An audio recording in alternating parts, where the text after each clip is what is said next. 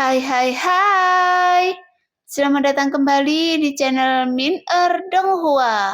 Kali ini kita akan melanjutkan cerita Donghua, Battle Truck di Heaven. Nggak pakai lama lagi, langsung aja kita ke ceritanya. Check it out. Apakah wujud avatar ini manusia atau bukan? Gumam Xiaoyan dalam hatinya. Sekarang Xiaoyan belum masuki lembah serangga visi, tapi setelah mendengar nama ini, itu juga memberi firasat buruk pada Xiaoyan. Lagi pula, Xiaoyan telah melihat ingatan Tuan Jat sebelumnya. Bahkan Xiaoyan melihat avatar Tuan Jat yang selalu berubah. Dan mereka yang memiliki kekuatan bisa merebut tubuh orang lain. Karena Tuan Jahat tidak memiliki pantangan tentang avatarnya. Jadi, jika avatarnya tidak disegel seperti ini, avatar tersebut juga bisa menjadi monster jenis apapun. Bagaimana cara membuka segel ini? Setelah Xiaoyan tertegun sejenak, dia langsung bertanya kepada Yuyan.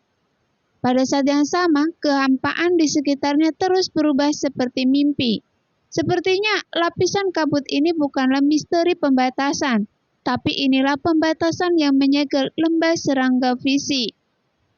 Jelas, untuk mengatur pembatasan seperti itu hanya untuk menyegel avatar di lembah serangga visi.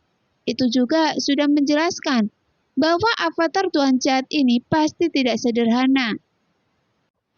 Bahkan Yuyan pun mengatakan ini dan itu cukup untuk menjelaskan semuanya.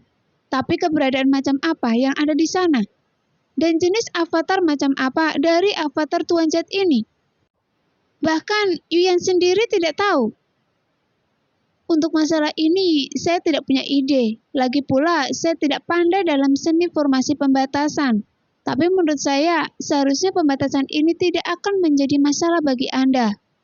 Lagi pula, Anda memiliki tanda yang sama dengan Tuan Jahat di antara alis Anda.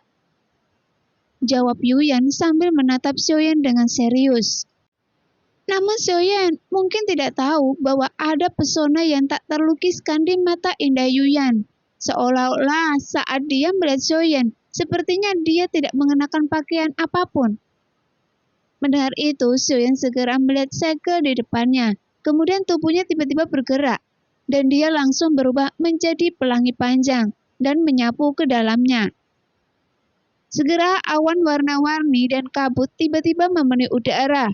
Jelas, inilah kekuatan formasi pembatasan yang menyegel tempat ini.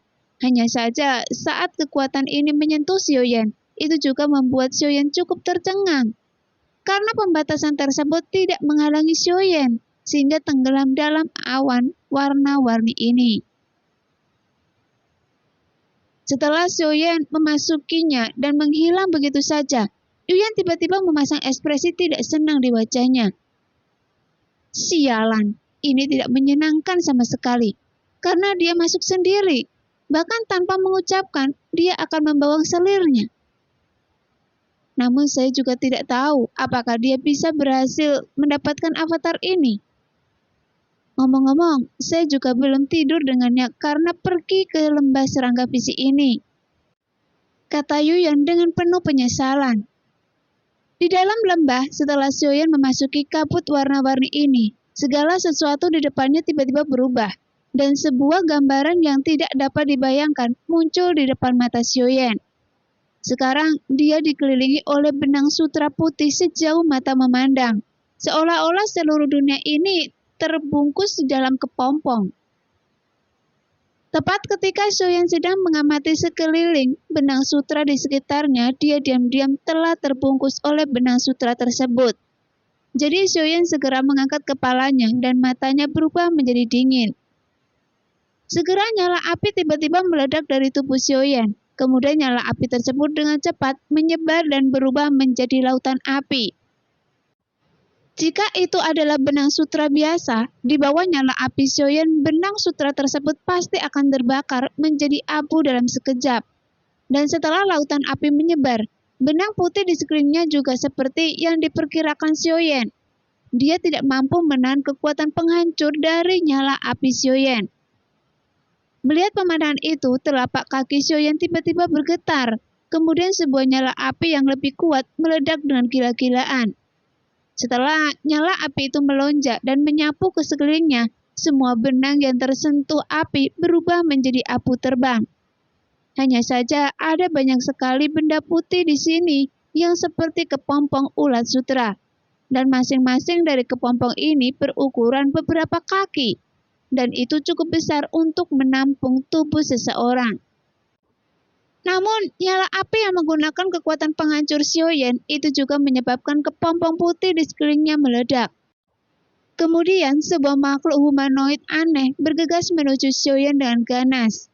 Hanya saja saat mereka yang mendekat, Xiaoyan mengayunkan tinjunya dengan keras. Tuar!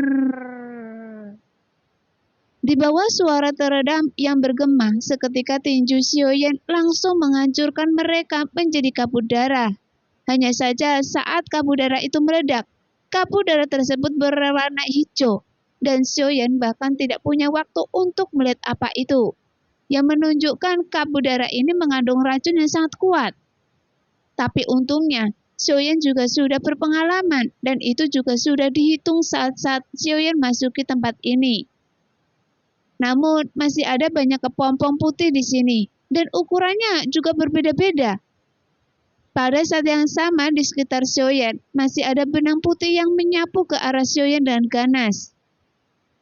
Mungkinkah semua kepompong putih ini adalah orang-orang yang telah membobol tempat ini? Dan mereka akhirnya dibungkus menjadi kepompong dengan benang sutra ini. Sambil berpikir, Xiaoyan segera bergerak. Namun dia tidak lagi membakar mereka dengan nyala api. Bagaimanapun, ada banyak kepompong putih di sini.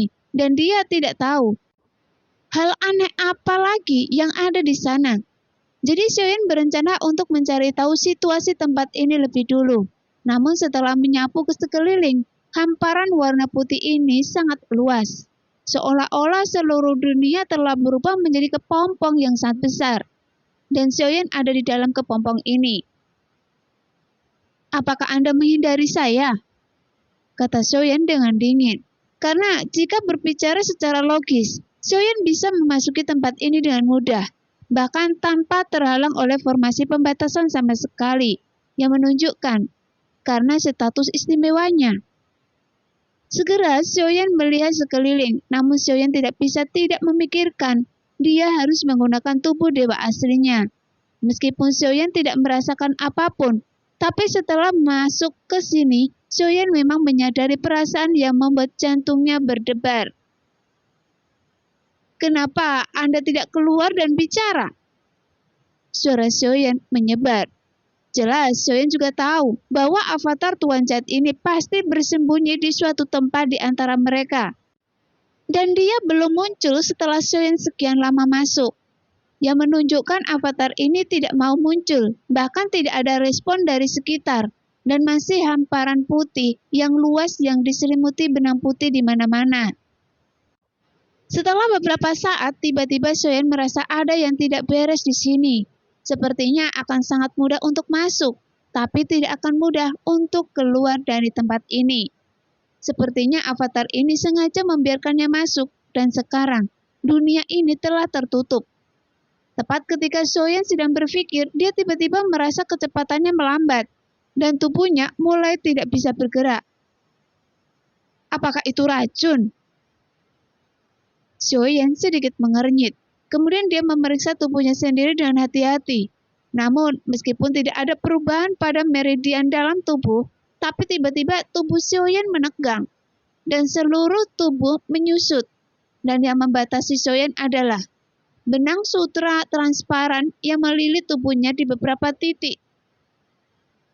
Segera benang putih yang tak terhitung jumlahnya bergegas menuju Xiaoyan. Bahkan dalam singkat, tubuh Xiaoyan telah dibungkus dengan benang sutra putih tebal dan menjadi kepompong. Seolah-olah dia sudah menjadi bagian dari dunia ini. Segera ada sensasi kesemutan yang kuat di benak Xiaoyan. Kemudian ingatan yang berbintik-bintik muncul di pikiran Xiaoyan.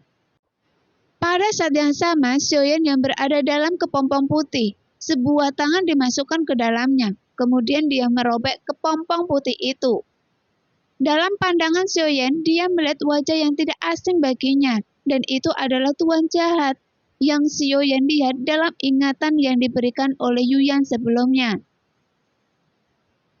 Mulai sekarang, Anda akan menjadi avatar saya. Pada saat ini, sebuah suara yang dari sosok di depannya keluar dengan keras. Kemudian Xiaoyan tiba-tiba merasakan rasa sakit yang parah, karena jiwa Xiaoyan akan segera dikeluarkan dari tubuhnya. Setelah jiwa Xiaoyan melayang keluar, dia melihat kepompong yang membungkus tubuhnya perlahan-lahan terbuka.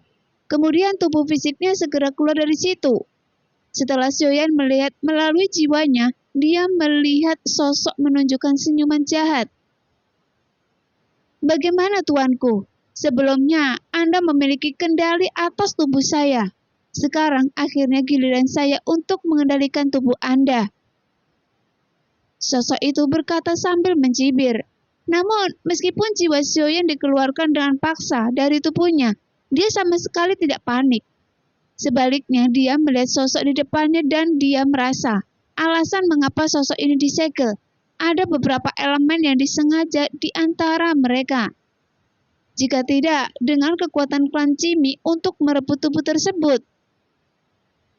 Klan Cimi sudah menguasai tubuhnya karena hanya klan Cimi yang dapat melakukannya. Jika tidak, tidak mungkin ada makhluk lain yang melakukannya. Senior, saya bukan tuan jahat dan saya datang ke sini untuk meminjamkan tubuh Anda. Xiaoyan berbicara perlahan. Mendengar itu, sosok di depan Xiaoyan tiba-tiba tertawa. Tentu saja, saya tahu tuan jahat telah lama jatuh. Namun tidak peduli apakah Anda adalah reinkarnasinya atau muridnya. Selama itu ada hubungannya dengan tuan jahat, Anda pasti akan mengatakan Anda meminjamkan tubuh saya. Jadi Anda bisa menggunakan kata-kata seperti itu. Itu tidak diragukan lagi.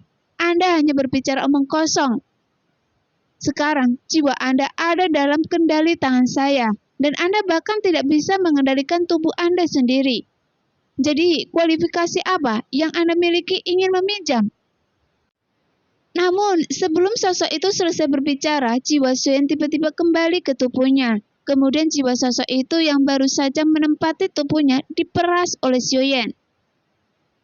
Meskipun saya bukan raja yang jahat, tapi saya masih memiliki beberapa kualifikasinya, kata Xiaoyan dengan wajah muram.